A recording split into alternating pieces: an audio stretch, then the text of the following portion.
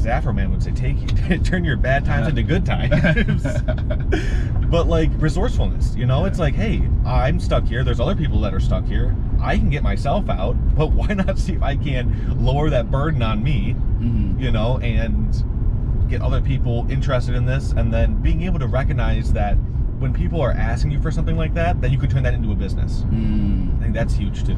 Yeah. The thing that people ask you for either consistently or in this one-off kind of basis is a potential opportunity for you to offer that thing to the world.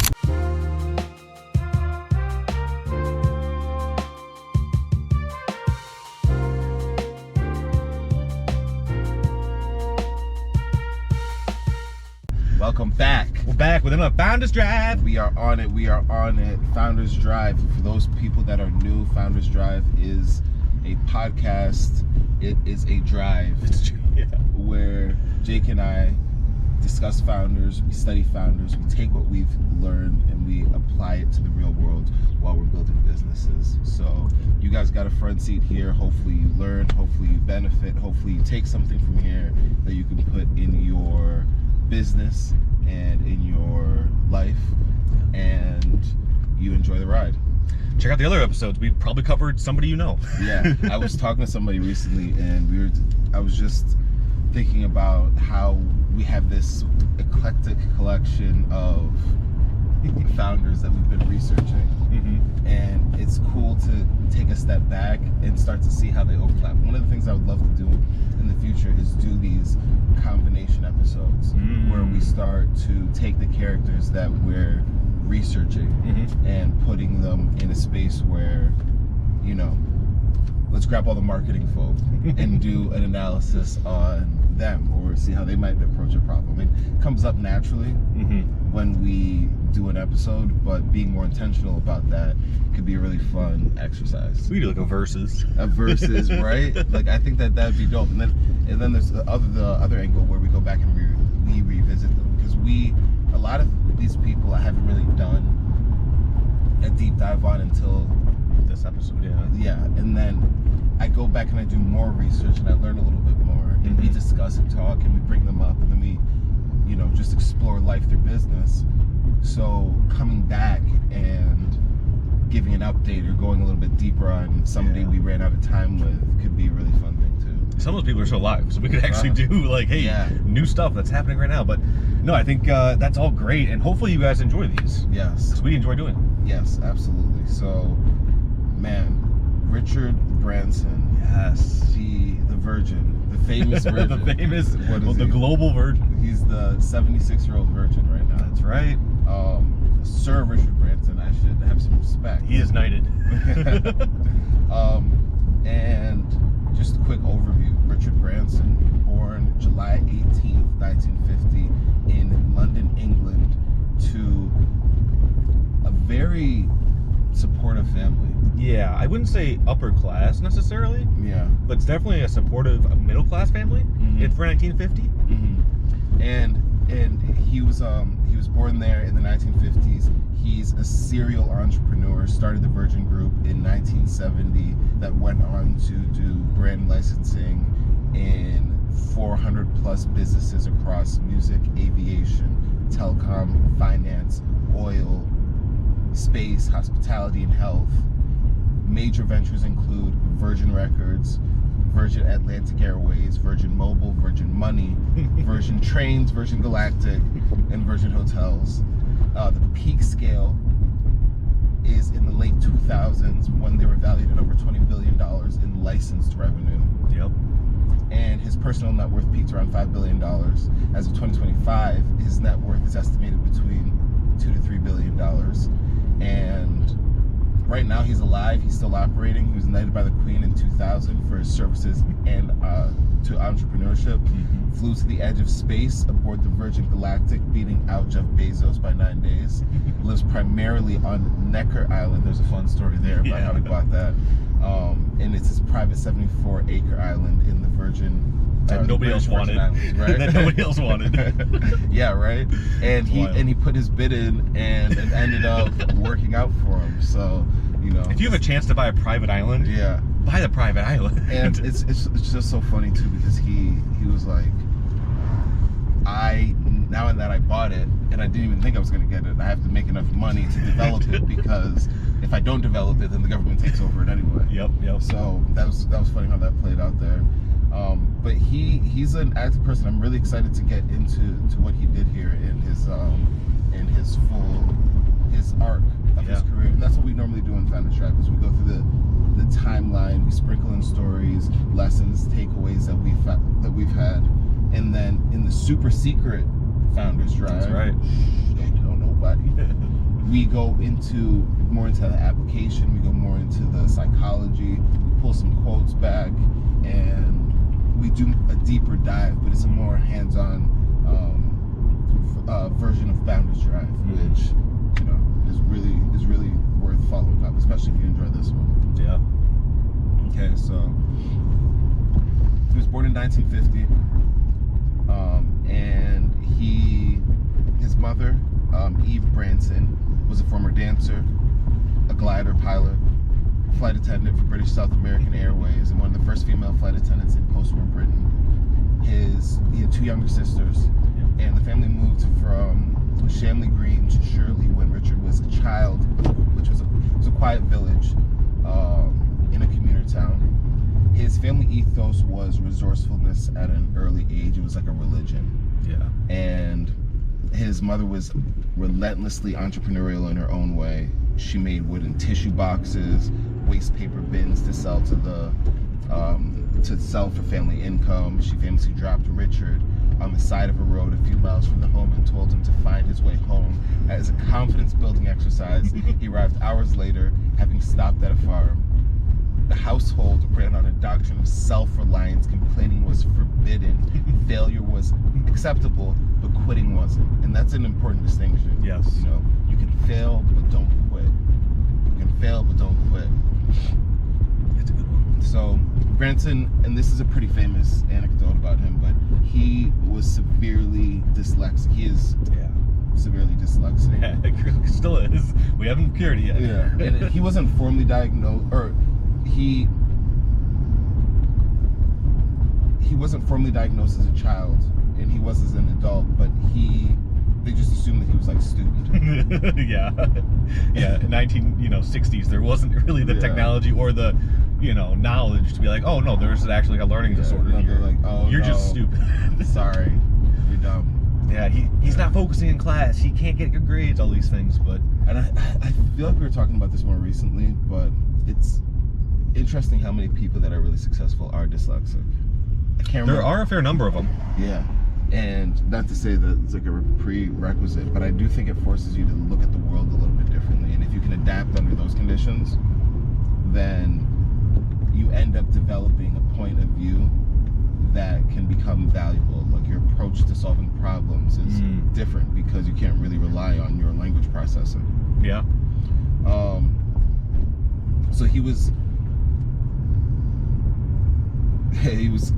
caned. Oh, that's another thing too, man. I just heard that term, the cane. He was caned regularly for poor performance. Yeah. And the shame in the constant failure wasn't a motivating environment. He couldn't read aloud without stumbling, and he couldn't follow basic instructions.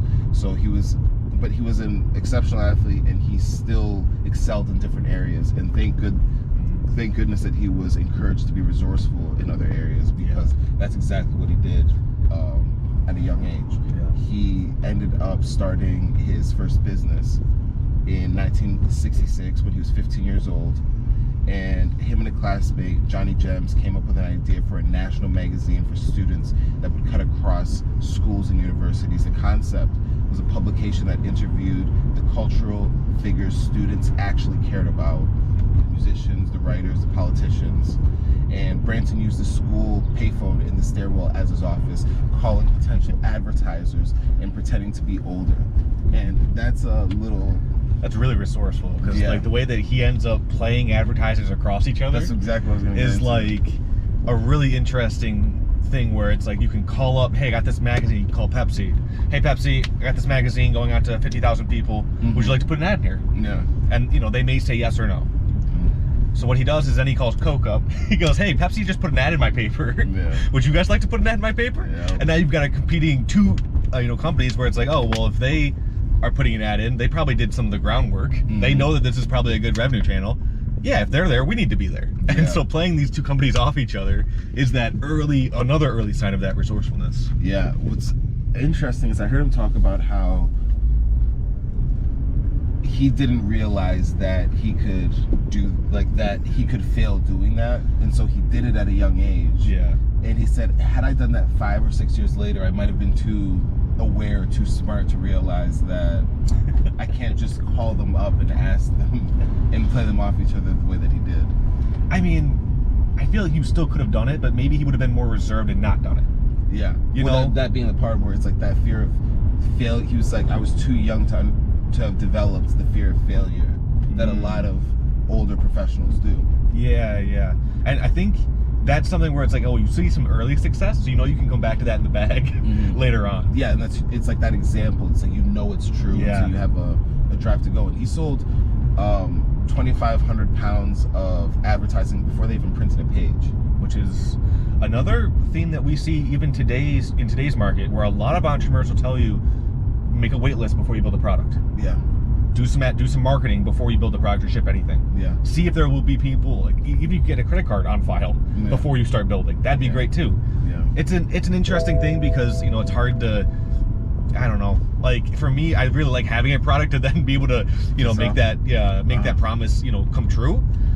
But if you can be confident that you're going to solve that problem before you've built it, that's a great way to start a business. Yeah. There's different elements there, because you see somebody like a Palmer Luckey who will build before he sells to his demographic, or you see somebody like a Steve Jobs who's like, I know what the audience wants, I'm just going to put it out there. It speaks somewhat contrary, at least on the surface, to the ethos that Branson's talking about. But I think that there's a through line there where if you understand your market to a degree, then you can anticipate. Like, he learned early on through trial and error in an early success there that, if I play them off each other, they're going to be more interested because they don't want to lose off, and so lose out. So there's that fear of failure that fear of missing out that he introduced. That allows you to get the attention of somebody, so you can actually make the ask that you want to make. Yeah. I don't think it's always works, but I do think it's a playbook that can work if you have the skills to pull it off. So, in 1967, Branson left school at the age of 16 to focus on the magazine full time. That was due to an ultimatum, which is like a key point in the story. The headmaster was like, listen, you're either going to drop out or you're going to do this. Like, make a choice. Which is interesting. Most people would probably have stuck with like the safe option, going back to school. Yeah. Just keeping, go back to my formal studies. But I think that dyslexia also was like, listen, I don't even fit in here. So what's the biggest? What's the real risk? Yeah.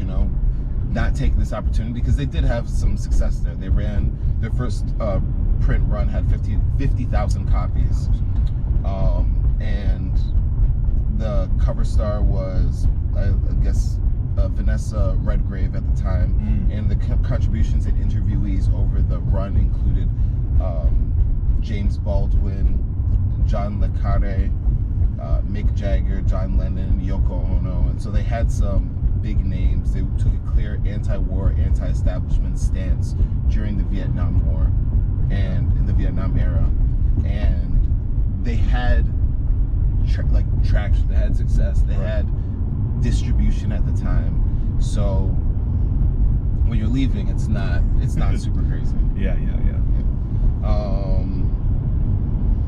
So that was his first business, and it was the act of really like getting people, big corporations, to commit and getting his name out there. It wasn't just the magazine business. It was something that was, I feel like the magazine business was also just an expression of him at the time.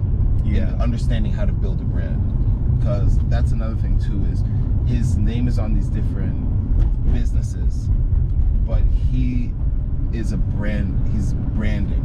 Oh yeah, and that's a big thing. So it's something that like people even now are like, build a personal brand online. and he's you know? still active with his personal brand. Yeah, but he was doing it way before. Yeah. You know, in the 60s. Yeah. Where as a teenager. Yeah, it's like most people wouldn't even have thought of like personal brands, right? It's all corporate brands in the industry. So yeah, really before his time. Mm-hmm. So in 1970, this is where they start their mail order record business. The student magazine was bleeding money. Branson and his team needed a side hustle to fund it. So in 1970, Britain abolished the Retail Price Maintenance Act for records, meaning shops were no longer forced to sell albums at a fixed price. Most record shops kept charging full price out of habit. Branson and Nick Powell started running small ads in the Student, offering mail order records at heavy discounts, sometimes 10 to 15% below high street prices.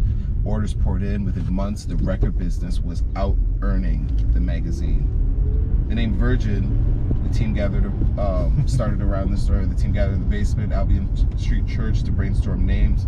One of the young women involved pointed out that everyone in the room was a virgin when it came to business. Branson loves the name immediately. He was, I love it immediately. It was provocative, memorable, and signals the amateur anti-establishment ethos he wanted. Some of the team worried the name was too risque, but obviously we see It was actually. The government didn't allow them to do it for the first couple of years. They were like, no, that is way too risque. Like, that's not something we're not going to allow that right in the official registry of government of business. And so he actually had to go to the Oxford Dictionary and show them the definition of what it was. You know, pure, unblemished, perfect. Yeah, it's actually the exact opposite of what you're talking about. Exactly. Which is interesting. I mean, but you obviously think of sex when you think of virginity, and it's funny how long he's been able to play off of that. Like his his autobiographies, losing my virginity and finding my virginity. Yep. He really, it's a really big part of his brand now, which lean into it. Yeah. You know? The first Virgin record shop opened up in January 1971 above a shoe shop at 24 Oxford Street, London. The shop had beanbags, headphones, and it was basically like a modern tech office. Customers, without all the but customers were encouraged to listen to albums in full before buying. The vibe was deliberately the opposite of the formal, sales-driven shops that their competitors had. It makes me feel like a Apple Store kind of vibe, where it's like not the same like aesthetic, but like the different thinking. Hey, we're gonna do this differently. Yeah, we have geniuses here. We have all of our products laid out where you can do anything you want on the product. Like there's a different feel when you walk into one of those stores. Deliberately different. Yeah, that's a takeaway, is being intentional about what you're different about and stating that. Absolutely. I think every founder needs to have a sentence lined out. I am different, or we are different because here's who we are completely different than, just to make it obvious for the people that you're communicating with. And I think visual and experience-based stuff really help with that. Yes. Because you just feel it's different. Absolutely. And so the vibe was like deliberately different than what they were doing before. And this is something that you might have a little bit more insight on. This is one thing that didn't really come up in my that I didn't get a chance to dive too deep into, but it was the customs scam and the arrest in May 1971 when they opened up. Taxes. Taxes. I know what happened afterwards, but I don't really understand the charges. I think he just didn't pay his tax. I think he's just not paying tax. That's a big scam right there. And so I think that's what it was, right? And then he ended up having to. I think he went to jail. Was it that? So Branson exploited a loophole. Records intended for export were duty-free. He bought records at the export price, claims they were for export, then sold them in the UK shops at full retail price, pocketing the tax difference. Yeah. So it's like, that's a mistake that you make when you're 21 years old if you didn't really go to school and you're like, I mean, yeah, it's like... He was caught by customs and excise in 1971, arrested and spent the night in Dover prison. His mother, Eve mortgage the family home to pay the £60 settlement. That's about 900. Talk about a supportive family. Yeah. Mortgaging the house. Gave him a choice: pay the fine and a penalty, or face criminal persecution. He paid. I let everyone down. I let my parents down. I'd broken the law. I vowed I would never break the law again, and I never have. And that's a big Yeah. thing to wear on. He did say, he was like, I will never spend another night in prison again. Yeah. That's But having like, I don't even know if my mom would remortgage her house. It's like, hey, have fun in jail. Yeah, it's like spend a couple nights in there, Bucko. learn a lesson. Bucko. But that's interesting. It's I feel like he knew what he was doing at the time. Yeah. But it's one of those things where it's like, I can see how far I can bend the rules before things actually start collapsing. Mm-hmm. And getting those, failures early on and under your belt so you can actually learn from them. Yeah. Is super, super important. I mean, you need successes, which he had. Yep. And some failures to test the range of what you have going on. Yeah. So the Virgin Records, the label, started in 1972 with cash from the shops. Branson and Simon Draper launched Virgin Records as a label, and that's kind of cool because, especially because we've explored some music talent. Yeah. He kind of bridges multiple worlds in a way that other entrepreneurs don't or even can't because their infrastructure. Right. And so, like, I think the start of that vertical integration we were talking about earlier, before the episode, just in terms of him being so early into that world of like vertically integrating some of these companies. The record store sells the records. Well, now I've got a recording label. Yeah. Where I now am starting to build that pipeline. Yeah. And what's cool is that they did that vertical integration. They did the production and distribution along with the label, and that's something that is more. It's kind of like Berry Gordy-esque in that regard. Oh yeah.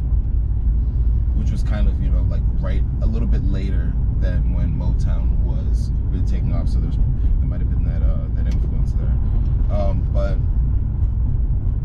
their idea was invite the struggling musicians to live and record there, and they split the royalties on the back end. That was on the front end part with the label. They had. As I was saying, there's another reason I think this works so well. I think you're about to get into this. Is like he was going after the people that were not the normal picks for the other industry executives at the time. Yeah. People that were like, they're a little bit on the fringes. We don't really know if they're going to be successful. Yeah. He was like, no, that's who I want. Like, come sign with me. Yeah, and this was like, so the Tubular Bells, this was a 19-year-old multi-instrumentalist, Mike Oldfield, and he had been turned down by every record label. And he had very instrumental type music, no lyrics, half finished. And that's this offbeat indie type artist that they signed to a label, and that's how they kind of carved their niche, which is literally like the definition of how you can carve a niche, by taking the opposite of everything that's being rejected and then pulling that together and creating a new lane. Yeah, he had some really, really big names too in terms of successes that he was able to find. Yes, yeah. And it wasn't always like that, because it was seasons of success and drought, I would say. But like the Sex Pistols were on there. Yeah. They were signed in 1977. Yep. And they had been signed by EMI and then dropped in 1997 after they swore on the Bill Grundy show. And then A&M Records signed them in March 1977 and then dropped them 6 days later after the staff complained. Every major label refused to touch them. Virgin Records signed them in May 1977 for an advance of £15, a fraction of what EMI and A&M paid them. God Save the Queen was released in 1977, 2 weeks before the Silver Jubilee. The BBC banned it. Major retailers refused to stock it. The Mecca dance hall chain banned its DJs from playing it. It hit number 2 on the UK chart anyway. Many believes the chart was rigged to keep it from being number 1 during the Jubilee break. Never mind the bollocks. Here's the Sex Pistols was released in October 28, 1977 and went straight to number 1. And their roster included Phil Collins, The Culture Club, The Human League, Simple Minds, Heaven 17, Japan, XTC, and Devo. Yeah, I mean, wild that you would see that much success. And thankfully, just because other stores can't sell it, he's got his own record label store. Yeah. His record label and his record store that he could actually sell the records out of. Yeah. So it's not like he's shut out from the industry, where if you only had the record label, you might be shut out because nobody's willing to sell your product. Yeah. But he can, sell his own product. And that's it's the vertical integration in that regard. Mm-hmm. And I think like there's just no fear of pushing the bounds in what he can and can't do for him, which I think is dope, because it's people, we have success in the label area, okay, in signing artists. This is where we want to stay, and this is what we want to do. Yeah. And then we work with other people because we don't really know what's on the other side there. We don't want to open up the store because we don't really know all of the problems there. We're good. We don't have to. We talked about this earlier. It's like the conflict of comfort. Yes, conflict of comfort, which I have a great. Yeah. I just have a great analogy because we love analogies. Yeah, we love analogies. We love analogies. We love analogies. We love analogies. So I'm curious that moment of, okay, these guys were dropped by a record label because essentially they're a brand risk. Mm-hmm. They were swearing on TV. Mm-hmm. They were putting out music that was anarchy. There was things that were, okay, we're a brand risk, and so that's why we're being dropped. Mm-hmm. Would you compare that to Kanye being dropped by his label, his shoe label? Not the brand risks. Brand risks.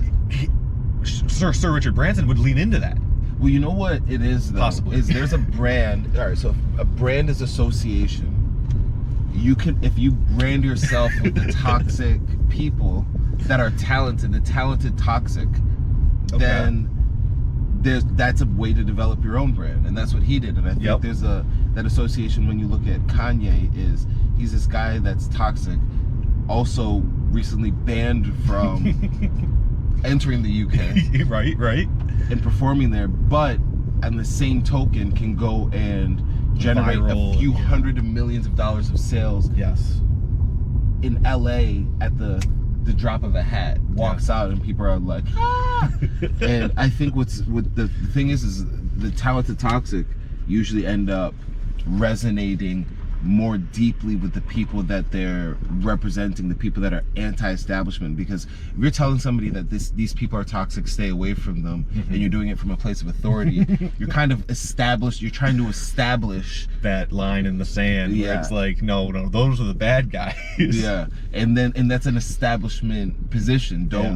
We're better than that. We don't do that. We don't curse. Which does the exact opposite of what you're trying to do. Yeah, and so it creates a vacuum for an anti-establishment person. Yes. The system, and so he's more anti-establishment. Kanye is very anti-establishment. He's you don't know the answers to what he is against the gatekeepers. Is he a brand holding risk? Him back? Is he a brand risk? He's definitely a risk, but with great risk comes great reward. The potential for great reward. Exactly. And so you are betting that, and I think there's a lot of people that probably work with Kanye. What do we? Probably saying the Sex Pistols, like, stop swearing on live television. Like, stop. So you don't have, but then people. The thing is when there's a talent that matches it. People it resonates with people, and they can't look away, and that's they feel like they're heard, especially. So it's not just being a risk for risk's sake. Right. Exactly. It's the people that they know the risk that they're taking, and they're either doing it for a reason, in the sense that they're standing for something, or they're doing it. It's either like a principled stance or like a authentic stance. Yeah, it's one of the two. One of the two, and they know where they're coming from, and they're standing on their own business, or they're doing it to speak to something greater than them. Yeah. But the phony one, where you're doing it for some clickbait or rage bait or whatever. It's like, we know what that is. Yeah, we know what that is. It is interesting how he would lean into brand risks and then support them. Yeah. But another thing too is that's his business. So he understands an undervalued brand like Warren Buffett understands an undervalued stock. That's a good one. Yeah. That's founder's rap logic right there. That's what you get for listening. So this is pretty cool because after opening up the record store, it was a 12,000 square feet of records, tapes, books, and later videos. The format was rolled out internationally over the next 15 years, and by 1991 there were Virgin megastores in Paris, New York, Sydney, and across Asia. But after that is where it was the Necker Island. That's right. That's right. And he's 29 at the time. He's trying to impress a woman he was dating at the time, who would later be his second wife. You'll say, well, yeah, one of his wives. One of his wives. And they visited Necker Island. It was a 74-acre uninhabited island in the British Virgin Islands, and the asking price was £3 million. Way too much, right? And then he offered 150, and it kind of sat quiet for like 3 months or so. And they tried to get more. They tried to get a bunch of buyers to come see them. No one would even take a trip out there. Yeah. And so they ended up saying, hey, and then I think he raised his thing to 175. They ended up saying, hey, if you go up to 180, we'll be good, right? and he didn't even bring up the whole $3 million drop. He was like, hey, let's get this thing done. Yep. But there was the stipulation that if anybody who bought the land had to have it developed within 5 years, or the government would take over. Yep. So he was like, I am committed to developing this. I'm on a clock now. And it would cost a lot of money to develop housing property on there that in that short amount of time. But he was like, he had his fire, and he had his carrot. So. Oh yeah. So today the island's worth an estimated $200 million. Yeah, just a drop in the bucket. Yeah, he built this luxury house, a runway, infrastructure. Eventually turned it into a rentable celebrity hideaway. I remember a long time ago seeing it on Cribs. Yeah. There's a show on MTV, you know, like, yo, what's up? Oh, what's up, y'all? Welcome to my crib. Let me show you around. Mm-hmm. It was a show in the the early 2000s, but. Yeah, I remember seeing that and being like, oh, this is so dope. So, 1984, in 1991, this was his aviation era. Yeah. And he's 33 at the time. He's worth about 30 million pounds on paper. He'd flown to Puerto Rico for a holiday, and his connecting flight was canceled by American Airlines. He chartered a small plane, divided the cost by the number of stranded passengers, and put up a sign reading, Virgin Airlines, $39 for a single flight to BVI, British Virgin Islands. The plane filled. Several passengers asked if Virgin actually operated flights. Branson realized the answer should be yes. Should be yes. It's also wild because that, like, you would never be able to do that today. Private jets cost so much money that it's not even close to a commercial airline ticket. Yeah. And so just the economics of being able to do that, where people can think, oh, that actually might be worth my time and energy and money, even if it is a little bit more, I'm getting out of the place that I need to go. And so it's really interesting that, like, he was able to pull it off. Yeah, he was like, I'm gonna fill my first plane. All right, so what's the takeaway then? Like, how do we take that in? Yeah, I mean, like, as Afro-Man would say, turn your bad times into good times. But, like, resourcefulness, it's like, hey, I'm stuck here. There's other people that are stuck here. I can get myself out, but why not see if I can lower that burden on me, and get other people interested in this, and then being able to recognize that when people are asking you for something like that, then you could turn that into a business. I think that's huge too. Yeah. The thing that people ask you for, either consistently or in this one-off kind of basis, is a potential opportunity for you to offer that thing to the world. Yeah, I think another thing too is, like, we're going here, come along, and this is what it'll cost you. Like, here's a seat on my plane where we're going. If the plane is, in this case, is a metaphor for a business, sure, this is where we're going, we'd love for you to come along. That's a different ask than buy my shit, or like, do business with me. Yeah. So it's like, it's just interesting. Some of the things you can't really pull off, but the mindset I think you can take. Yes, absolutely. So he made a phone call to a friend in the aviation industry, then called Boeing directly. He asked if they had any secondhand 747s for lease. They did, a single 747-200. Imagine that, though. Yeah. Oh, do you have any 747s for lease? Any spare ones? Yeah. Like, what? And then he goes, he took out a 1-year lease with a clause allowing him to return the plane if Virgin Atlantic didn't work out. That too is like, it's smart, but make it a win-win. Make it a win-win and limit your downside. Yeah, At the end of the day, you might get embarrassed because it didn't work out after the year. But you're not holding the bag. And you're not holding the bag. And if you take off, you have unlimited upside. Yeah. And he knew that too. So the Virgin Records Board, led by Simon Draper and Don, they didn't like this. They threatened to resign if Branson started an airline. Branson agreed to cap the financial exposure at £2 million and gave the airline its own legal structure to ring fence it around Virgin Records. Yep. And the cap was breached within a year. The first flight was in 1984, June 22nd. Virgin Atlantic Flight 1 departed Gatwick for Newark, and Branson was on board with a plane load of celebrities and journalists. The flight was a publicity stunt as much as a commercial operation. Every seat was packed, and the press coverage was global. Dude, apparently, they broke the record for the amount of champagne drinking on one flight. That's like an antidote. I don't know if that's exactly true. Yeah. But they were partying up there. Yeah. We need to get into the showmanship in the Founders Draft because... In the super secret? Yeah, because the spectacles are... I mean, he just had a knack for them, and they're great marketing and advertising and branding. Yes. And I'm thinking of him, and I'm like, you know what? We need to explore that a little bit more. I will say though, like, it wasn't just, oh yeah, I got a plan and now I'm like successful. He was doing things that nobody else was doing. Yeah. He was the first ever airline in the world to offer seat back entertainment. The screens on the back of those seats. Yeah. He was the first airline ever to do that. The first airline ever to offer reclining seats in business class, so you could sleep on the trip. Like that's obviously now they have like hotels in the sky. Yeah. But like you're making it a better experience, not just offering a different option. Yeah. And partially is what can lure people away from what they're currently doing and what they should be doing. One thing that we talk about a lot and what was instilled in us is the cost of doing nothing. Yes. And you increase the cost of doing nothing by making the other option way more appealing and way more compelling.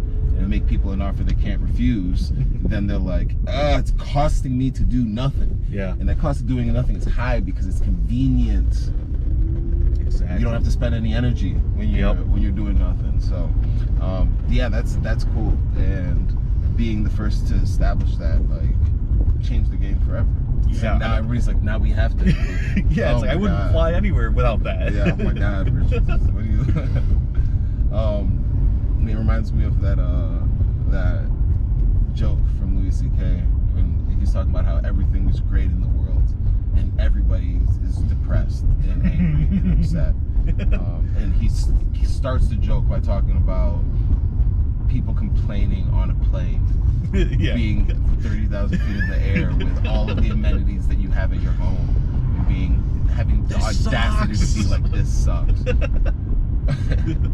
So the British Airways Dirty Tricks campaign in 1991 to 1993, British Airways, then privatized under Lord King, viewed Virgin Atlantic as an existential threat to its transatlantic routes.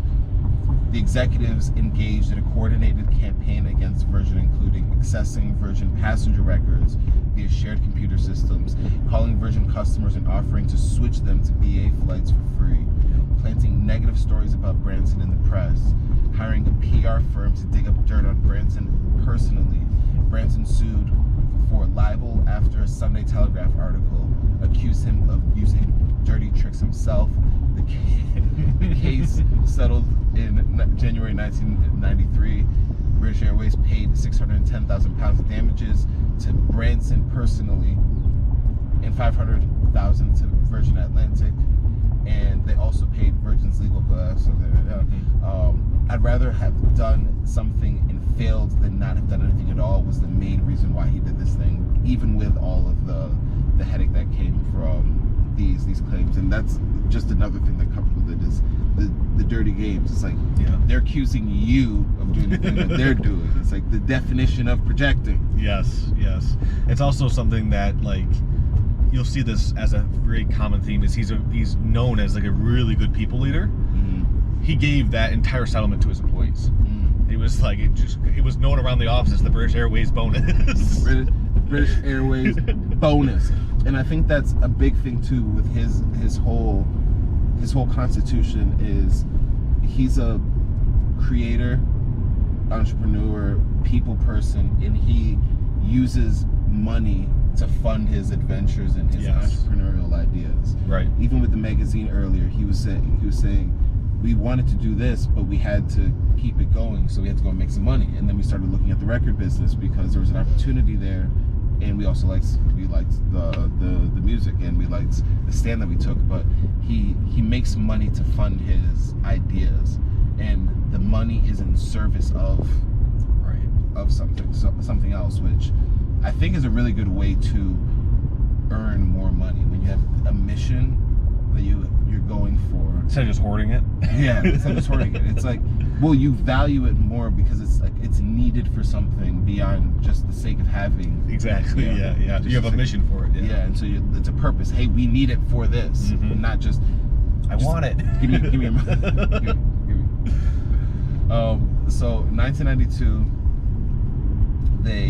Virgin Atlantic was on the brink, and they had grown to 13 aircrafts and was profitable on a per-flight basis, but they ended up having a lot of existential things happening. The Dirty Tricks campaign affected their business, the global recession, the cost of expansion had drained their cash reserves. Virgin Group's bankers, Lloyd's, were pressuring Branson to either inject equity or accept restructuring. The airline needed roughly 500 million pounds to weather the recession and continue the growth. And this was just the stagnation of the 70s that was happening. The buyers... 70s or... Not 70s. Was it 70s? 80s. Or no, this was the early 90s. So this is actually way past the stagnation that I was talking about. But this is 92. And they had buyers that came. They wanted Virgin's roster on the records side of things, with Phil Collins, Janet Jackson, Genesis, its catalog and publishing arm. And Thorny EMI was prepared to pay top dollar to acquire it all. Discussions began in late 1991. Branson personally led the negotiations alongside Trevor Abbott. Thorn's EMI initial offer was around $560 million. Branson pushed back. He wanted $1 billion. After months of renegotiation, they agreed to pay the $1 billion in cash. One of the largest music industry deals in the history at the time. And the deal closed in 92, March 6th, 5 days after I was born. There you go. It's crazy. He's been starting businesses for over 50 years. Yeah. Like it's just like what he's been doing for the majority of his life. So he reportedly cried in the toilets at Thorny EMI's offices after signing the deal. Virgin Records was the company that had built the brand, the Sex Pistols, the Mike Oldfield, Boy George. They were all part of his identity, and he had been forced to sell the thing that he loved to save the newer thing that he was pursuing. And it was the hardest decision that he said he made in his life. I did hear him say, he was like, that did happen, where I was heartbroken, because that's like your child almost, you're giving up. And then he saw a tabloid that said, you know, Richard Branson sold for $1 billion. He goes, oh, okay, maybe it's not too bad. The tears of loss turned to tears of joy very quickly. Yeah. So, and he had talked about that too. He was like, I don't really like selling because it just feels like you're closing this chapter. But it's the nature of what they have going on.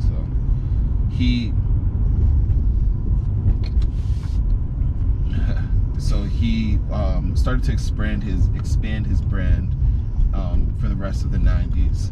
They started doing licensing deals, and this licensing model emerged post EMI sale. He reframed Virgin Group as a brand licensing holding company rather than an operating conglomerate. And the model was to identify an industry where customers were being treated poorly, partner with an operator, contribute the Virgin brand in Branson's personal marketing, and take equity plus a licensing fee. This covered Branson This converted him from an operator to what we see, in this modern phase. Building out the umbrella, their Virgin umbrella, and it requires a much lower capital intensity, and way higher leverage, and it allows him to jump into all of these different areas. So Virgin Cola came out in 1994, Virgin Rail Group in 97, Virgin Mobile in 1999, and it all hit with him being knighted in 2000 by Queen Elizabeth II for his services in entrepreneurship. He was 49 and now is formally Sir Richard Charles Nicholas Branson. That's right. He continued to be his casual self all while doing that. But that's a really key thing in terms of his contributions, is him being the brand licensing model is something that was huge. And it's something that I wonder, I know it's definitely still a model that's pushed out today. Oh yeah. But I'm trying to think of somebody that's done it at the scale of Virgin. Yeah, and also I think there's people that could do it at that scale. Okay. Like, example, like Elon. If you had his marketing or his personal brand, Elon Musk. Musky Musk. It's like Musky Musk. if he has anything to say, if he has anything to say about your product, you would gladly want that. Yeah, Mr. Beast. Mr. Beast is another one where it's like that personal brand is so valuable that people just want him in the same picture as their product, even if he's not talking about it. Yeah, I mean, I guess the Feastables is a playoff of his name Mr. and Beast, stuff. yeah. And then the Kardashians. That could be Kylie something. Jenner, they partnered with I know Kylie Jenner made a lot of money partnering early on the skincare? with skincare, and Some I think kind of, like, I don't remember the company. It was a beauty or skincare company. I know they run like Skims now, or Kim does. Yeah, well, that's another example of her partnering with, but they're leveraging the celebrity, but not the sticker name of, right, Kardashian. Yeah. Like Trump is one who does a lot of brand licensing. Yeah, that's true. Yeah. So that's the UFC fight coming up. Yep. Yeah, but then there's Trump University. There's a Trump coin. There's a lot of things. So put it everywhere. It's good and bad. It's good and bad. So like, but in terms of the mechanism of brand licensing, that's very powerful. Yeah. So we have the 2000 era. This is where he started really, continuing to ramp up the personal brand. Yeah. The ballooning years. Which is crazy. Yeah. Like, the kind of adventure that we're talking about is crossing the Atlantic Ocean in a hot air balloon. Yeah, 33-hour flight from Maine to Northern Ireland. What? I mean, it's cool, but like... It was a record, so... To do that while your wife is pregnant? Yeah. Yeah. It's like, hey, well, we're pregnant. Okay, we're going to transatlantic. And I might not live. Yeah. January 1991, he became the first person to cross the Pacific in a hot air balloon from Japan to Northwest Canada. Right. He had multiple unsuccessful attempts at a round-the-world balloon flight throughout the 90s. The record was eventually claimed by Bert Trand and Brian Jones in 99. Branson was injured numerous times, numerous landings, and the ballooning attempts generated billions of dollars in free press for the Virgin brand globally. And then they also, that's the same period where you try to do the fastest cross of the ocean by boat. Yeah. And they sank. I like the eclectic founders. They're so different from some of the other people that we talked about, but he's more in the reins of like the McAfees of the world. Yes. And very much so. You're just like, this guy's not following the same blueprint that the other billionaires have. Plus, he's worth so much money that he's still not, it doesn't feel like he's preserving his life very well. Yeah. He's putting it on the line multiple times, where most people, if they had even a fraction of that wealth, would be kicked back and retired and trying to enjoy it. I saw I see these videos of him pushing people into the pool and then jumping in, and I'm just like, I feel like that sums him up so much. Is the push and then laughing, and then you're like, and then he jumps in right after. Yeah. I'm like, this guy. But in in 2004, he started Virgin Galactic. He announced, and this was a joint venture. So it's a slightly different approach than Elon's take with SpaceX and Bezos with Blue Origin. Right. But it's cool because his model allows him to enter into these industries without all of the capitalization that's required on the other end. And even though he's not shy about vertically integrating, he knows where it's worth it and when it's not worth it. Yeah. It's like knowing how much to jump in or submerge yourself in the pool. Right. He's not always just jumping in. He's like, the water's nice, I'm gonna get in. Or if it's cold, he's like, put my toes under my feet, and that's good. Yeah. You know. Yeah. So, I do have the one antidote with the Virgin Galactic. They obviously ran a bunch of test flights, and people saw, like, even Elon's rockets blew up. But with Virgin Galactic, they actually had one pilot killed in one of the flights that they had. And it's one of those things that you can see. It has happened before in terms of in the Virgin group, they had, I think, a train derail as well. But every time this happens, where there is like a loss of life, Branson makes it a priority to be there on site, to investigate what happened, to actually be there in person. And I think that's a huge testament to how much of a people leader he actually is. Yeah. Where he's not just gonna be like, okay, I'm gonna like sit back in my office and like avoid the cameras. He's like, no, I'm gonna get there as fast as I can. I'm gonna figure out what's going on here, and then we're gonna make a reasonable decision about do we move forward or not. And I'm not just gonna make it, because I want to get more rich. It's, let me talk to the engineers. Let me talk to the people involved. Was this a mechanical issue? Was this a personnel issue? Like, what actually happened, and what's the risk going forward? And let's make that as a group so we all feel comfortable doing that. It's not just him at the front going, I want more money, keep going. Yeah. And again, it's very different than how you might position like somebody like Musk, who's a little bit more like, hey, we're gonna lose some bodies along the way. Yeah. But if you're volunteering, then and you know the risk, then it's kind of, we're moving forward. Right. And he's very much like, a company people person. People aren't disposable. People are central. And that's cool too. So because like the whole pitch around that was the commercial orbital space flight for paying passengers at $200,000 per ticket, and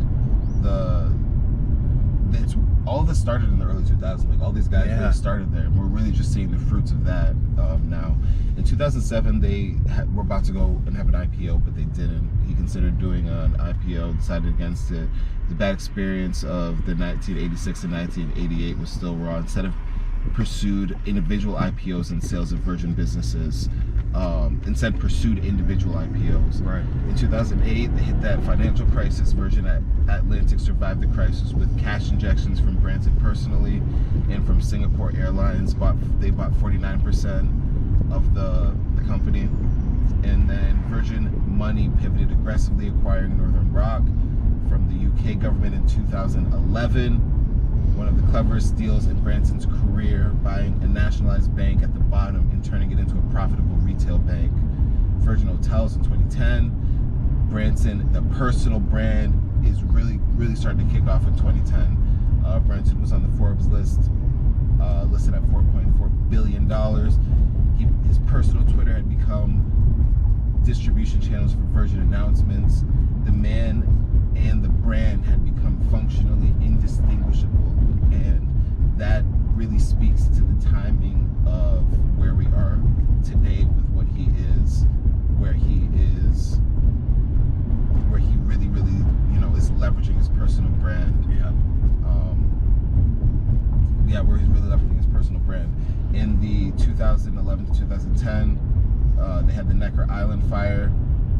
The Branson Center of Entrepreneurship and Philanthropy was founded earlier, but was. Hold on a second.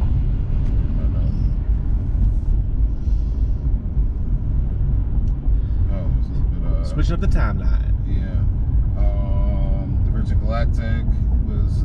Oh yeah, no, that was just misplaced. The Center of Entrepreneurship started a little bit earlier, but they had grown a lot in the 2011 to 2010 area. Virgin America sold to Alaska Airlines. Virgin Galactic IPO in 2019. Initial valuation was $2.3 billion. The stock peaked at $59. He took his first space flight.